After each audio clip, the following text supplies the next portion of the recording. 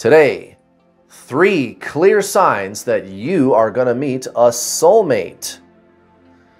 And so for those of you who like to watch my twin flame videos and you're really sick and tired of the twin flame shit, this video's for you, my friends. Now, a soulmate, let's talk about what that is real quick. Because the word soulmate is very subjective, unlike twin flame, which is objective. Your twin flame is another incarnation of your soul. You guys are simultaneous incarnations of the same soul. A soulmate, on the other hand, is subjective because it could be anybody. It's my soul and your soul, and we are mated. We are hanging out. We're friends. Even if it's been for 10 lifetimes, you guys, it could be a family member, it could be a pet, your dog, right? A friend or a lover. But for 10 lifetimes, we've been hanging out over and over and over again. Yeah, but there's a we. There's 2 of us, right? With your twin flame, it's objective. Your twin flame is you. Everybody else is just everybody else. But I'll tell you what, guys, if a soulmate, a lover is what you're after, I got some good news for you. We're going to get to the bottom of this. How to tell someone is coming. And another thing, and I just did a video about this too. I'll link it down below for you. It's called the biggest sign that your manifestation is coming. So right before your soulmate shows up, there's like a lull. There's like a pause. So we'll talk about that in a little bit. But I just made a video about that last week. Yeah. So same thing here. Okay. So sign number 1 that you're going to meet a soulmate soon. People flirting with you a lot suddenly. People flirting with you a lot suddenly. Sign number 2, you're really on your A game. You are really on your A game. So maybe you're flirting back, and like when you flirt with people, it's on, dude. You're just on. Like they're responding very positively to it. It's like you're in the moment and things come out of your mouth and you're like, wow, I can't even believe I just said that. That was really hot. I just said that shit like a pro, like I'm a fucking pickup artist or something, you know? Like that. You're like, wow, I'm really good at this. That's sign number 2. Sign number 3, so obvious, guys, intuition. You're going to know. You're going to know, guys. Really, this is really simple stuff. So let's talk about sign number 1, people flirting with you a lot suddenly. So maybe what's been going on is for the last couple of decades, I don't know, years, months, whatever, it's been kind of a dry spell. You haven't really had a lot of people approaching you. Maybe you've tried making a pass at somebody and they rejected you or something too. I don't know. But I don't know, one day you could be just like sitting in a restaurant and you're eating your food and you look up and some person is making eye contact with you. And when you make eye contact with them, you guys smile at each other. Right? And usually like with women, what they'll do too, if you notice her like batting her eyes a little bit, that's a good sign, gentlemen. And if it's a guy, he'll probably get up and walk over to you and start talking to you. Or, you know, flirting could be like somebody trying to stand closer to you in line if you're standing in line.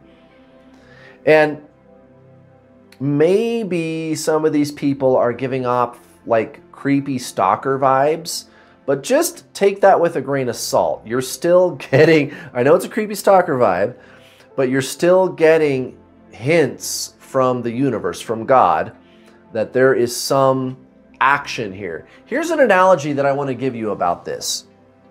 This is what I use this analogy with my paid coaching students in my manifesting program, Manifest Your Dream Life. It's really inexpensive. It's really comprehensive. I'm going to give you all the things in my paid coaching program. Sign up today, guys. What do you got to lose? It's not a lot of money, and it's expert level manifesting in my Law of Attraction Manifest Your Dream Life program. Here's what I tell them. I tell them,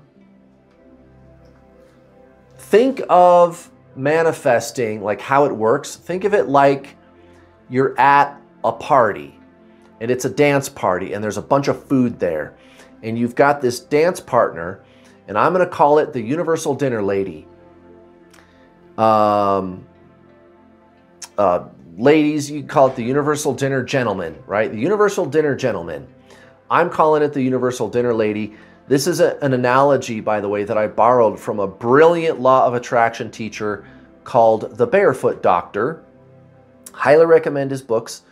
You should check them out. So here's the analogy. You're at this ball. You're in a ballroom. There's a lot of food. There's all these tables with all this food, every kind of food that you can imagine. Desserts, good, bad, whatever. All the good stuff, all the stuff you like, all the stuff you don't like. It's all there laid out. Every kind of food from all over the world, everything. So much food. Oh my God. And you're on the dance floor dancing with the Universal Dinner Lady or gentleman, if you like guys, right? Okay, so you guys are dancing, and that's the dancing part. That's representing like your daily life, like your dance with life. You're in the moment. You're having a good time. You're not worried about shit. You're just at the dance having a good time. Next thing you know, the Universal Dinner Lady or gentleman grabs a big platter of food and brings it up to you and shoves it right in your face. And it's a big platter of the worst kind of food that you hate.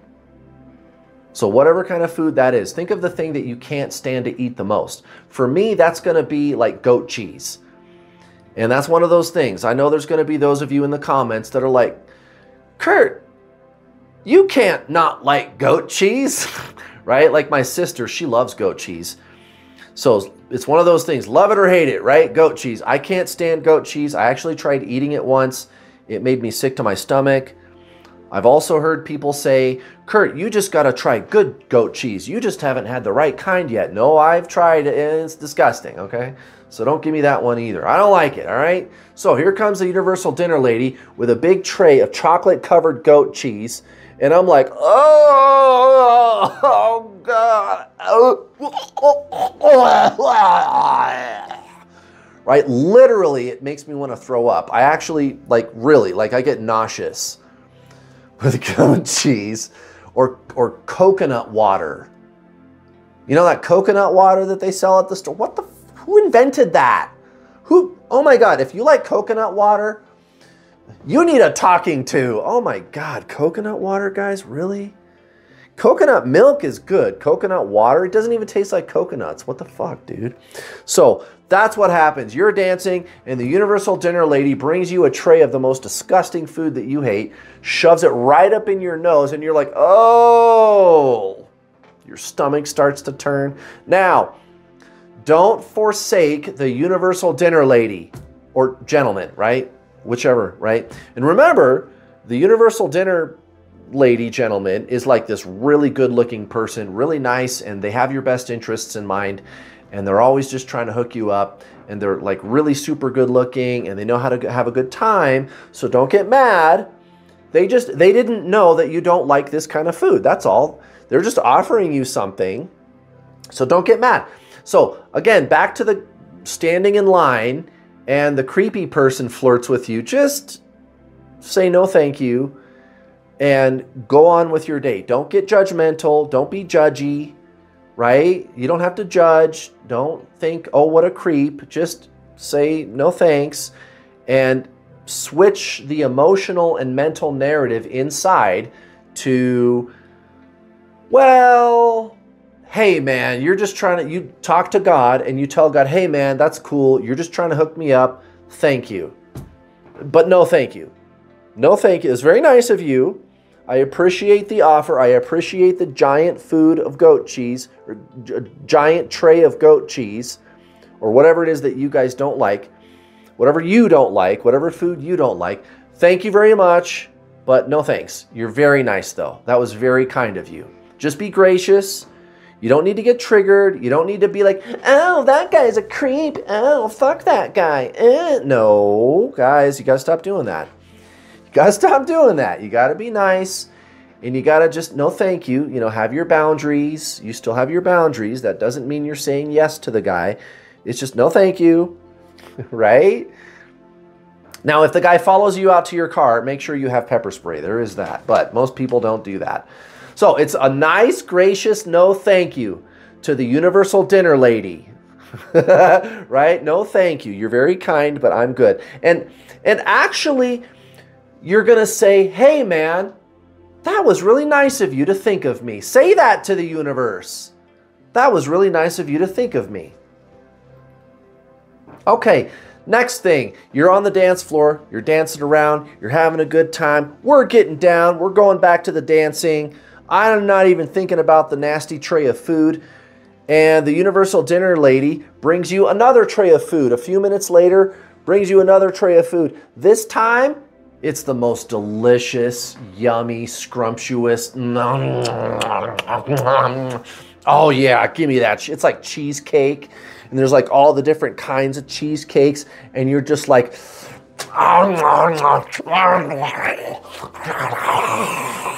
take the tray,